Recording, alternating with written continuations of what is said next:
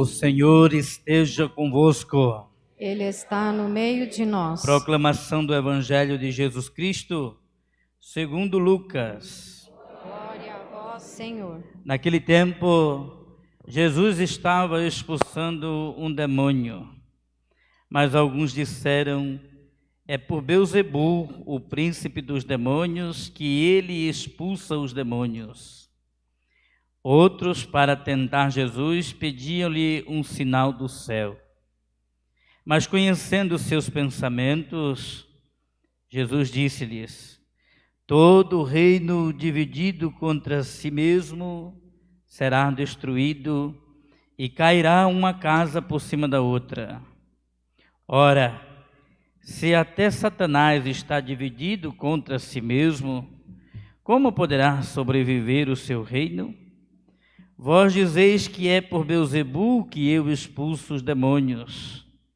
Se é por meio de Beelzebul que eu expulso demônios, vossos filhos os expulsam por meio de quem? Por isso, eles mesmos serão vossos juízes.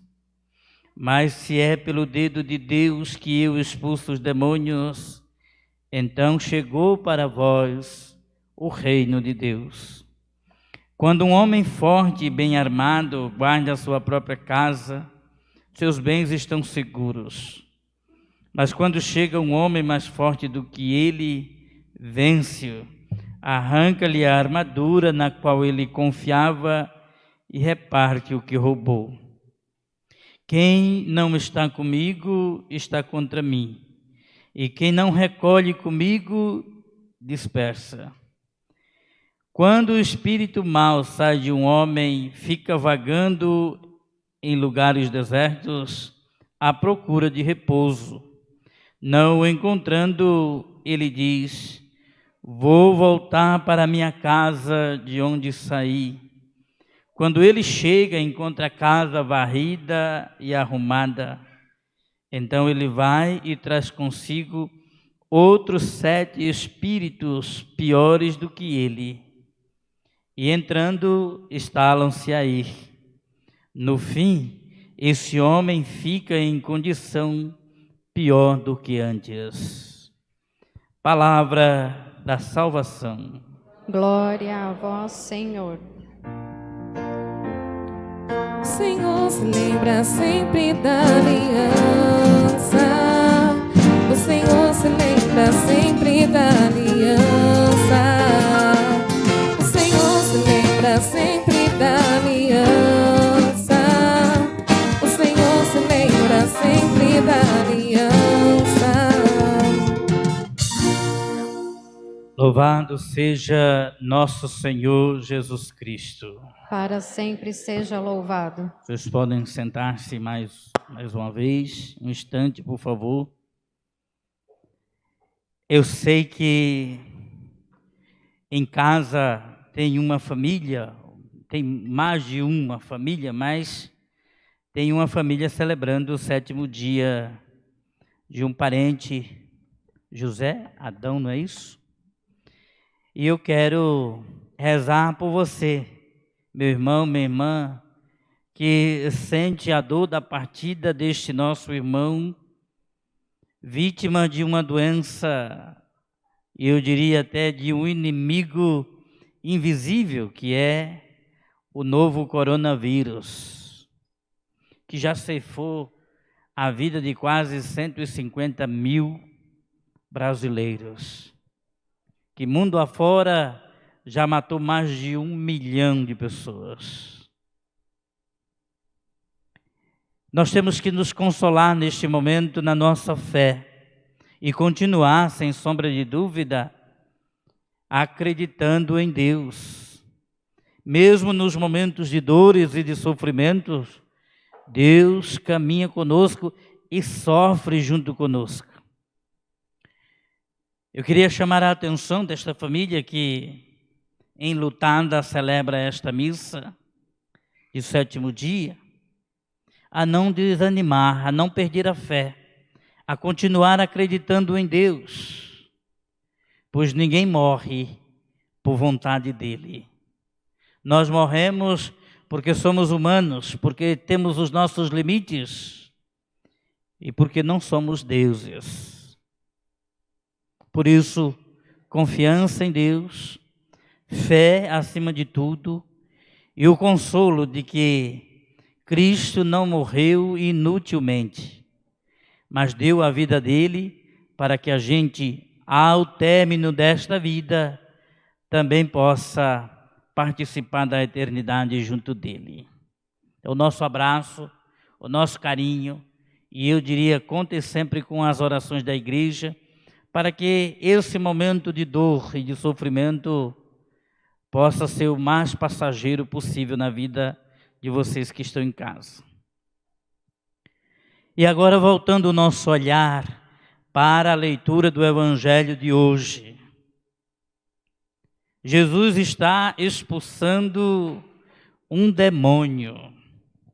Eu já fiz várias vezes a distinção, aqui mesmo pelas redes sociais, entre demônios e diabo. Não sei se vocês já tiveram a oportunidade de ouvir. Jesus está expulsando um demônio, porque o diabo, só quem pode expulsar da vida do ser humano é o próprio ser humano. Venha cá falar comigo, vem cá. É só para ela tomar um impacto. Vem cá, vem. Eu dou o microfone para você falar. Só quem pode tirar ou expulsar o diabo da vida é o próprio ser humano. Deus, Jesus Cristo, se você pegar as Sagradas Escrituras, em momento algum expulsou o diabo da vida de ninguém. Porque o diabo é um projeto contrário ao projeto de Deus. E eu, na minha liberdade, eu abraço esse projeto ou eu rejeito esse projeto. É o que aconteceu com Jesus no capítulo 4, desse mesmo evangelho que nós acabamos de ouvir. Lá no deserto, quando ele foi tentado, ele expulsou o diabo da sua própria vida. É a única vez que ele expulsa o diabo, é da própria vida dele. Afasta-te de mim. E ele está aqui expulsando demônios. Os demônios são os agentes causadores de sofrimento. São aqueles que fazem mal para a vida das pessoas. Se a gente olhar direitinho, bem pertinho de nós, a gente vai ver, e se pudesse denominar assim, a gente ia ver que os nossos políticos fazem muito mal para a gente ou não. Então eles são um bando de demônio. E o pior, nós vamos votar neles daqui a um mês e pouquinho, né? Para quê? Para nos representar. Você acha que quem vai ser eleito para a Câmara de Vereadores de São Paulo? Eduardo Suplicy, a família Tato, a família, né? Esse pessoal aí que já está, e que não se preocupa nada conosco. Conheço, eu estava vendo o programa de comédia hoje, né? Porque propaganda política é comédia. E um deles dizia: conheço São Paulo como a palma da minha mão. A mão está estragada, meu filho, você não está vendo.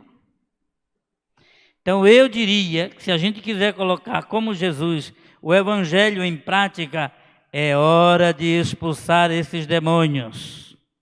E nós temos autoridade para isso. É hora. Mas padre, tem alguém bom com um letreiro na testa? Não tem, a gente não sabe quem é bom. Mas pelo menos a gente pode dar oportunidade para que esses saiam e venha outro grupo de demônio. Talvez venha mais mansinho, né? E aí, se não for bom, a gente vai mudar. Nós podemos fazer isso. O problema é que nós não fazemos. Então Jesus está expulsando um demônio da vida de alguém. Quer dar liberdade, quer colocar no direito de ir e vir. O demônio muitas vezes nos priva da possibilidade de a gente andar com as próprias pernas. Então nós dependemos das outras pessoas. Então, alguém tem que dizer por onde eu tenho que caminhar. O demônio, às vezes, nos deixa privado de falar. Então, eu digo o que outras pessoas dizem que eu tenho que dizer. Esse tipo de alienação, nós precisamos expulsar da vida das pessoas. Todo mundo tem que ter o direito de ir e vir com liberdade, de falar, de dizer o que pensa, sem agredir os outros, evidentemente, porque estamos em uma sociedade democrática. Quando se perde o direito de ir e vir, quando alguém não tem o direito de falar, quando ninguém pode escutar, isso é uma alienação. E por detrás de tudo isso, temos um demônio. Ou mais de um, não é? E Jesus quer colocar o ser humano nessa dinâmica de poder falar, de poder ouvir, de poder caminhar, de poder realizar os seus sonhos. Que muita gente na nossa cidade, infelizmente, não pode realizar os seus sonhos, porque existe alguém que está por detrás, ceifando esse direito. Jesus veio para eliminar esse tipo de situação. Agora, quem olha o que Jesus está fazendo, olha e diz, é por Beelzebu que ele faz o que faz. Quem é Beelzebu? Quem é? Vocês conhecem? Não me apresente, viu? Beelzebu é o chefe dos demônios. Até eles têm chefe, sabia? Que coisa horrorosa, né? Então Jesus olha para aquele povo que está acusando ele e diz, escuta, eu estou expulsando demônios. Como é que eu expulso demônios com a autoridade de Beelzebu, se ele é o chefe dos demônios? Isso seria um reino dividido. E se os demônios estão divididos entre si, que poder eles têm? Se é por Beelzebu que eu expulso os filhos de vocês, expulsam pela força de quem? É um questionamento. O Evangelho de Jesus Cristo faz a gente pensar. Pensar com a cabeça, pensar com o coração, para agir com as nossas mãos. Aqui eu quero fazer uma observação. Muita gente pergunta para nós, padres, o que significa o pecado contra o Espírito Santo? Já ouviram isso? É um pecado que, segundo Jesus Cristo, para o qual não há perdão. Vocês já escutaram falar isso? Quando se comete o pecado contra o Espírito Santo, este pecado não é perdoado. Olha, grave isso, hein? Agora, nós estamos aqui no capítulo 11 do Evangelho de Lucas. Nós vamos voltar lá para o capítulo 4. Quando Jesus entra na sinagoga de Nazaré, num dia de sábado, ele vai proclamar a palavra para a assembleia que está reunida. E ele abre o livro do profeta Isaías, no capítulo 61. E lá está escrito assim, ó: o Espírito do Senhor está sobre mim. Ele me ungiu, me consagrou e me enviou para anunciar a boa nova aos pobres, libertar os cativos da prisão, devolver ao paralítico o direito de andar, ao cego a capacidade de enxergar. Jesus fechou o livro e disse: hoje se cumpre esta passagem da Escritura que vocês acabaram de ouvir. E momentos antes, Jesus tinha acabado de ser batizado por João Batista. E quando saiu das águas, Deus falou ao povo: este é meu filho amado, porque o Espírito do Senhor tinha vindo sobre ele. E todas as ações de Jesus, a partir daquele momento, são ações guiadas pelo Espírito Santo. Portanto, este grupo, quando vê Jesus expulsar o demônio e diz que é por Beelzebul que Jesus está fazendo o que está fazendo, este grupo comete o pecado contra o Espírito Santo. Dá para entender agora o que é o pecado contra o Espírito? É quando você vê a ação do Espírito acontecendo e você atribui aquela ação a outra realidade. Ou quando você diz que uma ação de outra realidade é do Espírito Santo. Atribuir ao Espírito uma ação que não é dele, ou deixar de atribuir a ele uma ação que é dele, é isso que configura o pecado contra o Espírito Santo. Portanto, atenção, quando a gente não sabe se é ou não ação do Espírito, a melhor coisa é ficar quieto, para não cometer o pecado contra o Espírito Santo de Deus. Até nós ficamos um pouco chateados quando fazemos uma coisa e alguém diz que é ação do outro, não? A gente faz uma coisa muito boa, esperando aplauso, aí alguém diz, foi fulano que fez. Fulano que fez uma obra, quem fez fui eu. A gente fica chateado quando isso acontece. É claro que o Espírito não fica chateado, mas nós não podemos deixar de atribuir ao Espírito aquilo que é a ação própria dele, nem atribuir a ele a ação que não é dele. Depois nós ouvimos aqui uma história contra um espírito que saiu, foi expulso, mas que voltou porque a casa estava limpa, estava pronta. O que isso significa? Quando a gente dá passos, quando Jesus expulsa, por exemplo, o demônio da vida de uma pessoa, essa pessoa tem que se colocar no segmento dele. Jesus é o homem forte, capaz de amarrar aquele outro homem forte, no caso, o demônio, para poder fazer com que você tenha vida e vida em plenitude. Então, quando a gente recebe uma força de Deus, que passa por Jesus e chega até nós não podemos voltar atrás.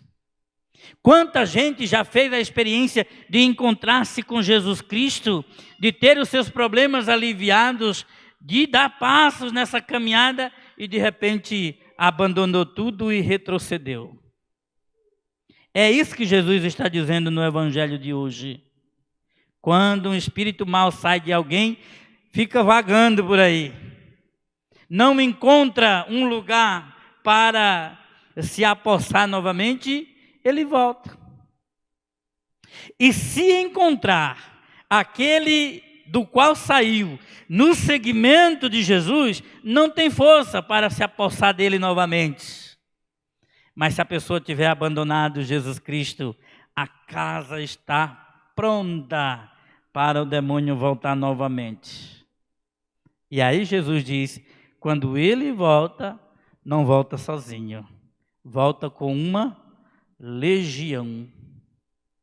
E a gente tem experiência de gente por aí assim, que era da igreja, que rezava, que caminhava e tudo mais, se afastou, abandonou e virou um pandemônio. Porque permitiu, não só que aquele que havia saído da vida dela voltasse, mas ainda trouxesse outros 7 demônios juntos. E Jesus faz questão de dizer, a situação dessa pessoa fica em condições piores do que a condição anterior. Que a gente não permita que... Lembra que ontem São Paulo falava quase que a mesma coisa, ou melhor, a mesma coisa, só que com outras palavras.